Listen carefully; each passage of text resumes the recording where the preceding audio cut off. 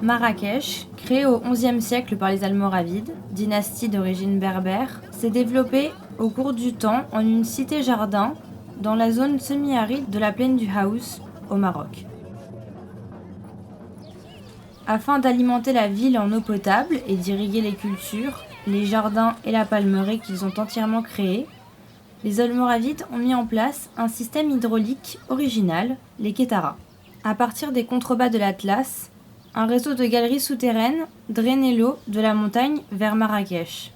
Ces ouvrages sont toujours visibles à l'heure actuelle et dessinent le territoire. Environ tous les 50 mètres, on creusait un puits qui ne servait pas à puiser l'eau, mais à creuser ces galeries pour les connecter entre elles. Ensuite, les canaux souterrains débouchaient sur des bassins qui permettaient d'accumuler l'eau de la nappe ainsi captée, afin de mieux gérer l'irrigation.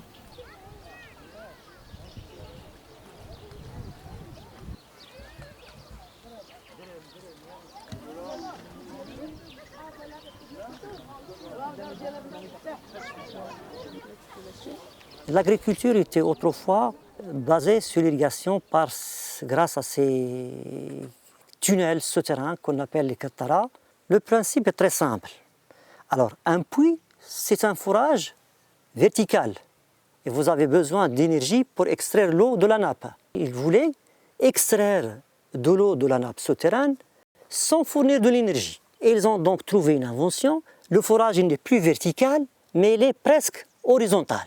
Et le bout du tunnel, elle perce la nappe et à l'aval, on va avoir une source artificielle qui va jaillir. Et on va avoir l'eau pérenne, à flot, toute l'année. Les puits connectés à ce tunnel ont été simplement creusés pour creuser le tunnel souterrain. Après le fonctionnement de la galerie souterraine, ils n'ont plus d'intérêt sauf un intérêt d'aération et ils facilitent l'accès pour l'entretien. Pour mieux gérer cette eau, on a conçu des procédés d'accumulation, soit un bassin, soit une digue. Il faut accumuler de l'eau parce que le débit de la Kétara est faible.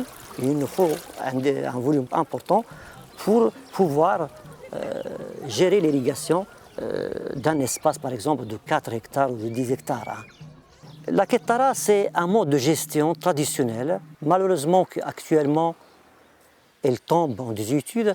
Ils ont été asséchés. Le tarissement de ces Kétaras, de ces sources-là, tout d'abord, c'était le niveau de la nappe qui baissait. C'est le développement économique, c'est le développement démographique, c'est les besoins qui ont augmenté en eau.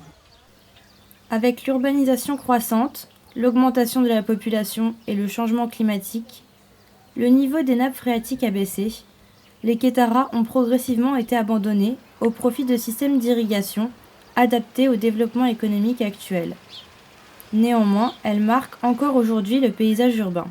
La Kétara, c'est un projet social. Il y a l'ouvrage, il y a la population, il y a le terrain, il y a beaucoup de choses.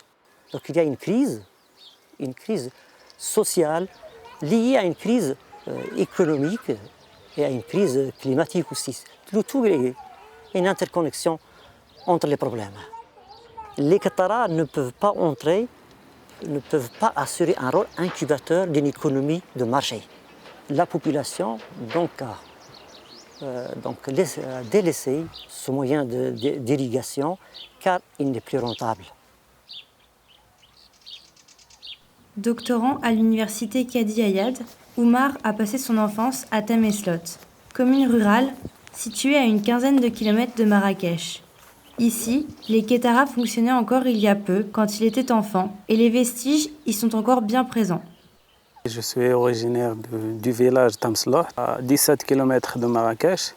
Ça fait longtemps, ça fait 10 ans ou 15 ans que j'étais là-bas avec mes amis. La première fois que j'ai venu ici, j'étais venu avec ma famille, se promener ici, faire de la camping ici. Et on avait des filets pour chasser les poissons et se baigner là. Le niveau de l'eau, à l'époque, ça a été un peu plus profond, 50 centimes presque. Le problème de sécheresse et le problème de délaisser des Kétaras, c'est un gros problème pour les nouvelles générations. Ils n'ont pas vécu le fonctionnement de ces systèmes hydrauliques. maternelle de nos ancêtres. C'est malheureusement pour eux. On espère que l'État font des efforts pour renouveler et réaménager ces sites-là.